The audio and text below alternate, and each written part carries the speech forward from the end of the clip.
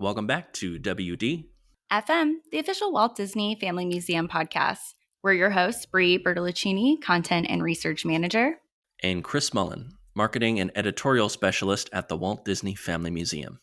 Hey, Chris. I'm excited for today's episode. So am I. Since we're moving towards more frequent, shorter episodes, we are dedicating an entire episode to our Collections Clash. Now, for any new listeners, our Collections Clash is where both Chris and I face off with objects in our gallery. So each round, based on this month's topic, we select 3 objects, and you, the listener, get a chance to vote on your favorite on our Instagram story. This month we were inspired by the seasons, so the theme is winter in the galleries. Brie and I both went through the museum to find different objects that represent different ways we interpreted the theme. Since our last episode in December, we didn't officially face off and have a winner. I looked at 2024 as a whole to see who won the most rounds of Collections Clash. So, Chris, to no one's surprise, at least it's not my surprise, you won the year with a total of 4 overall wins. So, congrats! Yay! So, you get to go first. All right, let's see. Winter in the galleries. I think for this one, let's both say it at the count of 3 because I know that you know what my first guess is going to be. So let's say it on the count of 3. 1, 2, 3. Walt skis. Yes, for my first pick, I'm going with Walt's skis, a favorite of mine. As a refresher, these skis are made of metal on wood from the Swiss manufacturer Attenhofer and worn by Walt during winter vacations with his family. Walt became particularly interested in skiing in the mid-1930s after he suffered a neck injury playing polo and turned to other, more family-oriented activities. In the late 1930s, while taking ski lessons with Lily, Walt met Austrian skiing champion Hannes Schroll at Badger Pass, where Schroll was head of the Yosemite Ski School. At this time, Hannes was also involved in the development of the Sugar Bowl ski resort in Northern California. Walt later invested in this project and was honored by Hannes when the Austrian changed the name of Hemlock Peak to Mount Disney. Sugar Bowl became one of the family's favorite places to ski after that. Skiing is a winter sport. Winter is the theme of the month. Your move, Brie. Well, so for my first pick, I'm going with the Olympic pins we have on display celebrating the 1960 Winter Olympics held near Lake Tahoe, California, what's now known as Palisades Tahoe. Since this was the Winter Olympics, it makes for a perfect pick. The Winter Olympics embodies all winter sports, Chris. Fair. Walt was the chairman of the pageantry committee, where he helped create a team that developed the opening and closing ceremonies, the victory ceremonies for each event, and the Olympic torch relay. Famously, Imagineer John Hench designed the Olympic torch, which would influence future designs of the torch. But I wanted to focus on the Olympic pins that we have on display alongside our Olympic torch. I was super curious about the history of the Olympic pin, since today it's a popular activity in the Olympic Village to trade pins amongst the Olympians, and something that is also very popular in the Disney parks is pin trading. So Olympic pin trading goes back to the very first modern Olympic Games in Athens in 1896. Badges of various colors were used to identify the officials and the athletes. But as the pins evolved to better represent each country, it wouldn't be until around 1924 when athletes started to exchange pins as a sign of international friendship.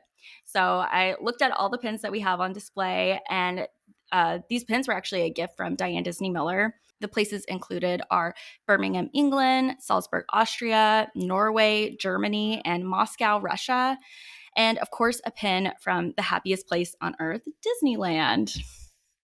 I don't know. I think pins are a bit of an unfair choice with our target audience. But since this is a snake-style draft, you have the next pick. Well, for my next pick, I'm going with the layout drawing publicity still from the On Ice Mickey Mouse short.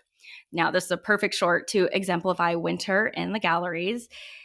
For our audio listeners, the pencil drawing depicts a dynamic scene of Donald and Mickey helping rescue Goofy, who has fallen through a hole in the ice skating pond. They have tied a rope to the post of a sign which says, "Danger, thin ice," while Minnie looks on. Now, this film slid into theaters on September 28th, 1935.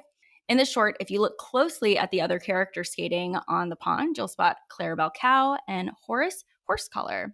So, ice skating, another one of the iconic wintry sports. What do you have next, Chris? Well, for my next pick, I'll pick another kind of graphic representation of the Fab Five partaking in a winter activity. My next pick is a comic cover in Gallery 3, Walt Disney's Comics and Stories, number 54, Volume 5, number 4. In 1945, you could buy this bad boy for 10 cents. The cover is adorned with Donald Duck on ice skates, wearing earmuffs, pushing Mickey Mouse on a sled, and Mickey's wearing a Santa hat. And what's more wintry than sledding? Well, that's such a great pick. And we don't get to talk much about those comics. So, great selection. You have the next pick for the last round. For my last pick, I'm selecting Disney legend Peter Ellenshaw's 1956 painting, Davy Crockett's Cabin, which was formerly on display in our awards lobby. It's a painting of a wood house covered with snow in a snow-covered landscape. There's sunlight peering through the clouds, hitting the top of the roof and foreground. Footprints can be found in the snow. Davy Crockett's Cabin is hung in a large, floral-decorated wood frame. This pick really shows off the talents of Disney's studio artists. The walls of the Disney family home were adorned by exquisite pieces of art, several of which have been featured in our awards lobby, including this one. So if you didn't catch these pieces, it's entirely understandable, considering the largest public display of Academy Awards outside of Hollywood is just around the corner. Well, I love this piece of art. And yeah, just as you said, there's so many great artworks in the awards lobby that you actually don't even realize that's what was hanging up in Walt and Lillian's home. So next time you visit, it's definitely worth taking a look at some of those unsung artworks in our awards lobby. So for my last pick, I'm going with the film footage we have on display of Walt and Lillian Disney ice skating on a pond at Yosemite at Badger Pass. When I think of wintertime activities, much like my last pick, ice skating just comes to mind. There's not a ton of ice sports represented. So, this footage of Walt and Lillian having fun on the ice is so great to watch. Now, for the documentary film Christmas with Walt Disney, that was created by the museum and produced by Don Hahn, Don recorded Diane Disney Miller's reaction to archival family film footage. She described this footage sharing, quote, "I love seeing my dad on ice. I was just determined that the world should see this. On ice, my mother was quite graceful and she's skating around with an instructor, but dad's out there and his moves are inherently comic and you see Goofy in it as much as Mickey," end quote. I know the Christmas season is over, but for more wintry time fun, you can watch Christmas with Walt Disney on Disney Plus. And now it is time for our honorable mentions. These selections will not be up for voting. My first honorable mention is the miniature Matterhorn that we have on our model of the Disneyland of Walt's imagination. Matterhorn bobsleds opened at Disneyland on what was considered the second opening of Disneyland on June 14th, 1959. Matterhorn bobsleds shared an opening date with the monorail and the submarine voyage. Matterhorn bobsleds has its place in theme park history by being the world's first tubular steel roller coaster ever built, a forebear of today's coasters. And yes, Disney legend and friend of the museum Bob Gurr did confirm that there is indeed a basketball hoop inside the mountain.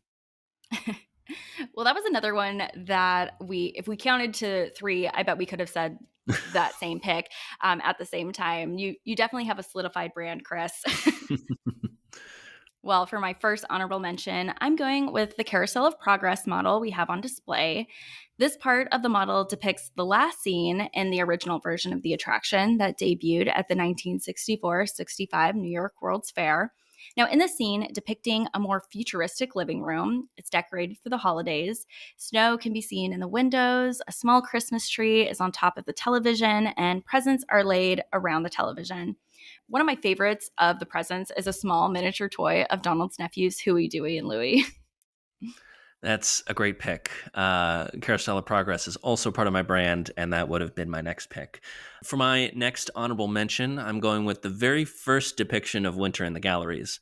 The story of the harsh winter that necessitated Elias selling the farm in Marceline, as told by Walt to journalist Pete Martin and presented in paper cutout animation form. And here's the full quote of what Walt said about that time. Quote, "Things got tougher and everything else, and my dad had a sickness and they decided to sell the farm. So my dad sold the farm, but then he had to auction all the stock and things. and it was in the cold of winter. And I remember Roy and myself going out and going all around to the different little towns and places, tacking up these posters of the auction.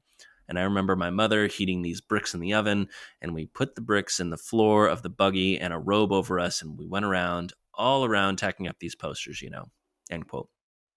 Such a brutal story, but this, alongside Walt's stories of delivering papers and selling sweets on the train in Kansas City, really gives you a sense of what created Walt's unending drive and perseverance. I love that story, and that was such a great pick, Chris. Now, for my second honorable mention, I'm going with the photo on display of Walt, Lillian, and Diane at the Pasadena Tournament of Roses Parade in 1938. The Rose Parade has been held annually on New Year's Day since 1890. Since this event represents the start of the new year, I felt like it made a great honorable mention here. Now, this photo was taken from the balcony of the Hotel Constance. This was the first time Disney submitted a float to celebrate the newly released film, Snow White and the Seven Dwarfs. Snow White's live action reference model, Marge Belcher, rode on the float dressed as Snow White and was accompanied by performers costumed as the Seven Dwarfs. It wouldn't be until 1955 that Walt would submit another float into the parade. This time, it was to celebrate Disneyland. In 1966, Walt would be honored as the Grand Marshal of the parade with Mickey Mouse beside him. From one of our blog articles written by historian Joseph Titizian, quote, "They were followed by the City of Burbank float, itself a tribute to Walt Disney. Burbank is, of course, the home of the Walt Disney Studios. The Burbank float was designed with help from Disney animator Bill Justice and was entitled, quote, Our Small World of Make-Believe. A total of 27 Disney characters either walked behind Walt's automobile or rode on the City of Burbank float. Following the 5.5-mile ride down Colorado Boulevard, Walt and Lily were driven onto the field of the Rose Bowl, where, per tradition, the Grand Marshal flipped the coin at the beginning of the Rose Bowl game. And in quotes, in case you were wondering, UCLA beat Michigan State 14-12, and those two college football teams competing in the Rose Bowl game have been visiting Disneyland for some friendly camaraderie since 1959. Well, that is a great story. And that brings us to the end of this episode. Make sure to visit our Instagram stories today, January 31st, to cast your vote on your favorite objects, or you can email us your vote at podcast@wdfmuseum.org. Thanks for tuning in to WDFM, the official Walt Disney Family Museum podcast. Subscribe wherever you get your podcasts. Follow us on all social channels at WDF Museum for all the latest updates. Bundle up this winter and keep moving forward. Bye. Bye.